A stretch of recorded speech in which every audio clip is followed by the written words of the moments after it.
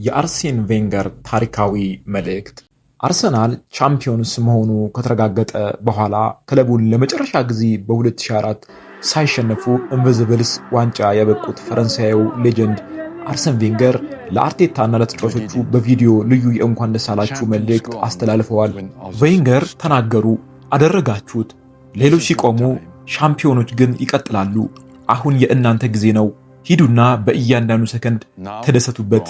ቬንገር መልእክቱን ሲያስተላልፉ ቀይ የወይን ጠጅ ብርጭቆ ወደ ካሜራው በማንሳት ለአርቴታ በአንድ ወቅት በክለቡ ተጫዋቹ ለነበረው ክብር ሰጥተውታል።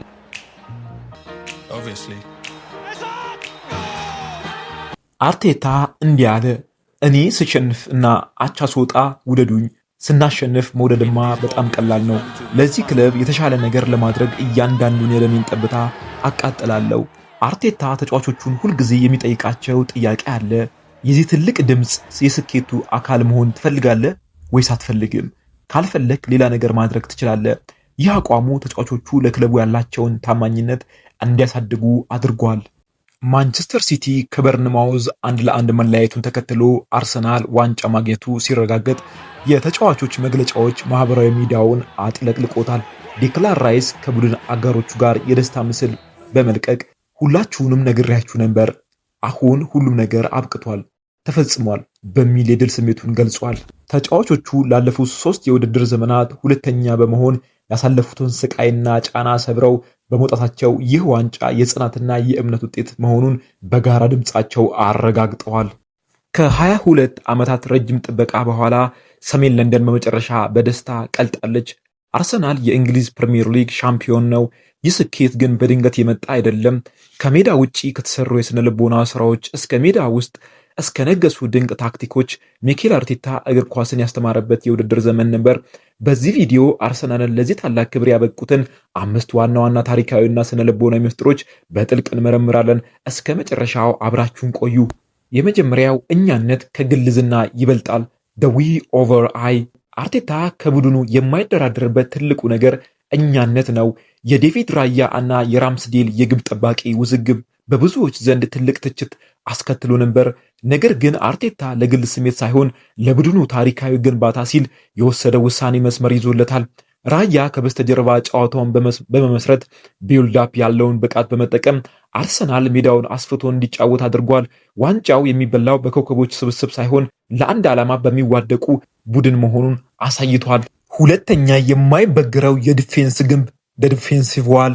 አታክ ዊንስ ዩ ጌም በት ዲፌንስ ዊንስ ዩ። ማጥቃት ጨዋታን ያሸንፋል፣ መከላከል ግን ዋንጫን ያሸንፋል።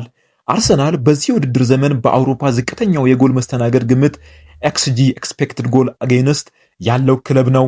የሳሊባ ፍጥነትና መረጋጋት፣ የጋብርኤል ኃይለኝነትና የቤን ዋይት ሁለገብነት ለአርሰናል የጀርባ አጥንት ነበሩ። ቡድኑ መስመሩን አጥብቆ ኮምፓክት ሚድ ብሎክ በመከላከልና ተጋጣሚን ከራሱ ሳጥን በማራቅ ፍጹም የበላይነት ወስዷል። ሶስተኛ የባህል ለውጥና የስነ ልቦና ምስጢር። ታክቲክ ብቻውን ዋንጫ አያመጣም፣ የስነ ልቦና ጥንካሬ ያስፈልጋል። አርቴታ በክለቡ ውስጥ ያመጣቸው ለውጦች አስደናቂ ናቸው። ተጫዋቾች ሁልጊዜ ትልቁን ህልም እንዲያስቡ በግድግዳ ላይ የሳለውን የዋንጫ ጥላ በልምምድ ሜዳው ውስጥ ፍቅርን ለመጨመር ያመጣት ዊን የተባለችው ውሻና አእምሮና ልብ እጅና ጓንት ሆነው መጓዝ እንዳለባቸው ያስተማረው ትምህርት ተጫዋቾቹን ለከባድ ፈተናዎች ብቁ አድርጓቸዋል። አራተኛው ሜኪታፕን ትልቆቹን አለመፍራት። አርሰናል በአውሮፓ መድረክ የነበረውን ታሪካዊ ፍርሃት ሰብሯል። አርቴታ ለተጫዋቾቹ ያስተማረው እነዚህ ክለቦችም ሰው ናቸው፣ ይሳሳታሉ የሚል ነበር።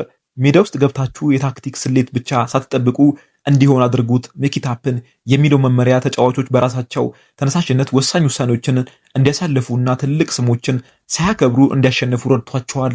አምስተኛ በወጣቶች ላይ እምነት መጣል። በግንቦት ሜይ ወር ላይ የነበረው ውጥረት እጅግ የበረታ ቢሆንም አርቴታ ወግ አጥባቂ ኮንዘርቫቲቭ አልሆነም።